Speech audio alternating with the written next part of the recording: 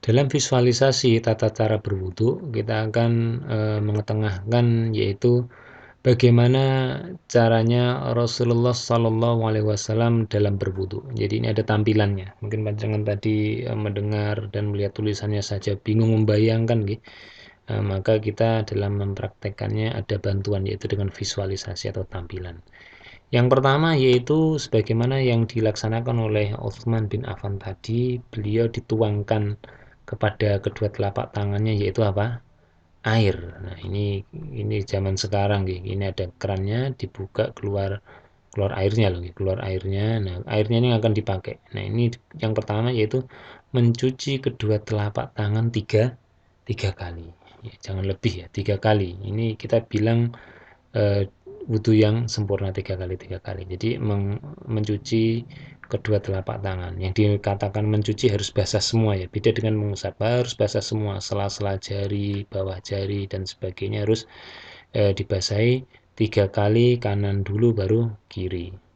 Kemudian setelah itu mengambil air dengan tangan kanannya sebagaimana dipraktekkan oleh Utsman bin Affan tadi tatkala dia melihat wudhunya Rasul dan dipraktekkan ditunjukkan kepada para sahabat yang lain termasuk diantaranya budaknya mantan budaknya tadi Humron tadi mengambil dengan tangan kanan, artinya kalau panjenengan pakai keran ya tangan kanan ini mengambil air di bawah kerannya ini sehingga dalam cakupan tangan ini diambil, kemudian airnya itu dimasukkan ke dalam mulut sebagian untuk dikumur-kumur ya, untuk bukan ditelan ya, dikumur sebagian, jangan dihabiskan semua, diambil sebagian untuk berkumur-kumur itu sebanyak 3 kali. Kalau panjenengan belum bisa melakukan secara berdekatan atau berlanjut, bisa berkumur dulu 3 kali, kemudian melaksanakan istinsyak dan istinsar.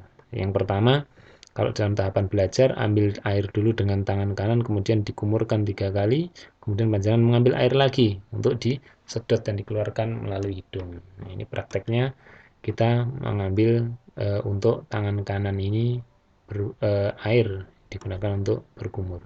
Selanjutnya setelah itu, nah mengambil air di tangan kanan sebagiannya ini disedot. Ini bukan minum untuk kedua kalinya orang ini. Ini mengambil air di cakupan tangan kanan, kemudian dimasukkan sebagian ke dalam hidung. Jadi hidung ini ditempelkan ke dalam cakupan air ini kan mengenai air. Kemudian lubang ini airnya yang ada di lubang hidung depan ini disedot sampai ke bagian sini, bagian apa namanya batang hidung terakhir ini untuk berjumpa kepada saluran dalam. Nah ini disedot, ini namanya istinsyak 3 kali. Artinya sedot, dikeluarkan, itu 1 kali. Sedot, dikeluarkan, yaitu kedua kalinya sedot, kemudian dikeluarkan itu baru dinamakan 3 kali istinsyak dan istintar. Bukan 3 kali itu sedot, terus ngambil lagi sedot, terus ngambil lagi sedot, 3 kali sedotan ini ya Pak bahaya ini, menimbun air 3 kali di dalam hidung. Artinya sedot satu, kemudian dikeluarkan. Nah, cara mengeluarkannya sama. Dihentakkan melalui hidung, seret. Nah, kemudian tangan kanan ini memencet hidungnya supaya airnya itu keluar. Nah, faedah diantaranya adalah supaya kotoran-kotoran, mungkin bakteri, bahkan mungkin virus yang masuk ke dalam hidung ini atau debu dan sebagainya bisa keluar, tidak mengganggu manusia dan masuk ke dalamnya bisa membahayakan ke kesehatan. Jadi istinsyak, kemudian istinsar, itu 3 kali, sedot keluarkan sedot keluarkan, seperti ini secara terpotong-potong ini gambarnya. Setelah itu mengambil air dengan tangan dan diusapkan kepada dibasuhkan kepada apa wajah ya, mulai tempat tumbuhnya rambut sampai pertemuan telinga dan juga sampai sampai dagu. Ini dibasahi sebanyak berapa? 3 kali. Nah, saya yakin teman-teman bisa membayangkan gitu. Nah, seperti itu. Nah, dibasahi. Jadi ini lipatan dekat mata ini juga seperti itu ya, digosok samping-samping hidung dan sebagainya, dagu dan bagi yang memiliki jenggot, kemudian ini di sela-sela di antara jenggotnya supaya airnya ini masuk ke dalam apa kulit dagunya ini, karena konteks kita ini membasahi ya, membasahi wajah, sehingga kulit yang berada di bagian dagu ini yang tertumbuh oleh rambut ini juga harus kena. Jadi dibasahi jenggotnya juga dan termasuk di sela-sela dimasukkan ke ke dalamnya sampai mengenai kulit. Berapa? 3 kali. Selanjutnya, nah ini contohnya menyela jenggot dan juga dikenakan kepada kulitnya ini. Yang tidak punya jenggot ya langsung saja ya, seperti itu. Nah, ibu-ibu juga tidak punya langsung saja. Ya. Nah, kemudian mengambil air dan digunakan untuk mencuci atau membasahi tangan kedua tangannya. Yang pertama tangan kanan dulu. Bisa dimulai dari siku dulu atau dimulai dari ujung jari, silahkan. Mana yang paling mudah, bebas. Artinya yang paling mudah bagi panjenengan. Batasnya sekali lagi sampai apa? Sampai siku. Jangan sampai ke lengan atas, apalagi sampai ketiaknya ini ya, mentang-mentang ketiaknya apa bau basah terus diginikan mumpung ada air, tidak seperti itu. Biarkan saja, ketiak ini urusan sendiri. Ini kalau wudhu ini urusannya hanya untuk tangan dari ujung jari sampai kepada siku. Artinya siku harus basah, bukan sampai bawahnya siku. Sikunya harus basah sehingga batasnya siku kena, di atasnya lagi, inilah tempat kita terakhir dalam membasahi tangan sampai siku. Ini berapa? 3 kali. Kanan dulu 3 kali, kemudian kiri 3 kali. Bukan kanan kiri kanan kiri kanan kiri, bukan kanan kiri kiri kiri kanan, bukan. Itu kanan 3 kali, kiri 3 kali. Mendahulukan yang kanan itu yang lebih baik. Sebagaimana Rasulullah, beliau untuk hal-hal yang baik mendahulukan yang kanan dulu. Selanjutnya, ini mengusap kepala, mengambil air dengan kedua tangannya, kemudian dipercikkan atau bahasa kita dikipatkan, dikepakkan tangannya supaya airnya tidak begitu banyak kandungannya di tangan. Kemudian digunakan untuk mengusap kepala yang dimulai dari yang warna hijau dulu, dari tempat batasnya tempat tumbuhnya rambut ini.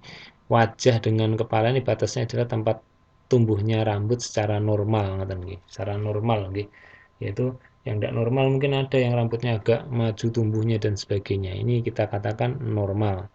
Diambil batas itu, ditempelkan tangannya ini kepada ke bagian atasnya kepala dan ditarik ke belakang sampai tengkuk batasnya leher ini dengan kepala ini, kemudian ditarik lagi, diusap lagi. Jadi tidak dilepas, ditempelkan, ditarik ke belakang, kemudian didorong lagi ke depan. Setelah itu baru tangannya masuk ke dalam jari, jarinya masuk ke dalam telinga, digunakan untuk mengusap kedua telinga, yang kanan pada telinga kanan, yang kiri pada telinga kiri. Itu para jamaah rahimakumullah. Dan sebelum kita dilanjutkan wamsahu biru'usikum. Dalam ayat itu disebutkan dan usaplah kepala kalian. Ada perbedaan kata atau istilah yang dipakai di dalam Al-Quran dengan realita keseharian. Wamsahu biru'usikum, dan usaplah kepala.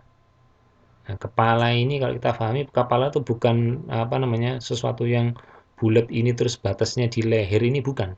Yang dimaksud kepala ini adalah di bagian atas ini, bagian mahkota ini, yaitu tempat tumbuhnya rambut ini. Dan disinilah yang harus diusap. Ini kalimatnya menggunakan roksahu, kepala, bukan rambut. Kalau bahasa Arabnya rambut itu sya'run. Nah, kenapa di ayat ini dikatakan wamsahu biru'usikum, usaplah kepala kamu? Kok bukan usaplah kepada rambut kamu? Nah, kenapa? Karena ya Allah Maha tahu, tidak semua orang punya rambut. Bisa jadi dia memang punya rambut terus dipotong gundul, botak, karena memang ingin atau lagi ngetren, atau mungkin gundul itu lebih murah, tarifnya motong rambut, atau bisa juga dia sedang melaksanakan ibadah umroh dan haji, dia tahalul dan kemudian ingin mendapatkan faedah yang lebih baik dengan digundul kepalanya sehingga tidak ada rambutnya. Nah, tapi kalau dia mau sholat dan dikatakan oleh Allah, idza kuntum ila sholah faksilu basuhlah wajah kamu dan sebagainya. Nah, ini kalau pada saat seperti ini dia tidak punya rambut, dan bunyi ayatnya ini kalau seandainya itu usaplah rambut kamu, lah tidak punya rambut berarti tidak bisa wudhu sempurna dong. Nah, maka dari itu inilah keluasan ilmu Allah. Jadi memungkinkan manusia tidak punya rambut sehingga yang diusap ini adalah istilahnya kepala. Jadi orang yang botak pun ya harus mengusap kepalanya, bukan mentang-mentang kenapa kamu tidak mengusap kepala pelontos kamu, udah ada rambutnya, nah, jadi saya tidak perlu mengusap. Nah, enggak, ya harus diusap. Punya rambut atau tidak punya rambut atau sedang digunduli, itu harus tetap mengusap kepalanya. Jadi ada atau tidak ada rambut, kepalanya harus diusap. Artinya ya apa adanya di bagian kepala yang atas ini ada rambutnya, diusap rambutnya, tidak ada ya kepalanya itu. Mulainya dari mana kalau yang gundul atau botak? Ya sama, dari batas tumbuhnya rambut normal. Ya, kalau tidak normal, tidak tumbuh rambut atau botak, ya tetap dari situ. Ya, bisa dipahami gitu. Seperti itu pemahaman tentang mengusap kepala, bukan mengusap rambut. Jadi mengusap kepala. Wamsahu biru'usikum. Kemudian yang kesembilan atau bagian selanjutnya yaitu masih rangkaian dalam mengusap kepala, yaitu mengusap bagian telinga kita satu kali saja semuanya. Kepala satu kali, kemudian telinga, tangan kanan kepada telinga kiri, tangan kiri pada telinga kiri. Cara melaksanakannya yaitu jari telunjuk masuk ke dalam lubang telinga untuk membersihkan telinga dalam ini, dan untuk yang bagian luar itu pakai ibu jari. Itu tuntunannya. Nanti akan kita bahas hadisnya. Para jamaah rahimakumullah, kita akan membahas lebih detail mengenai apa cara mengusap kepala dan telinga.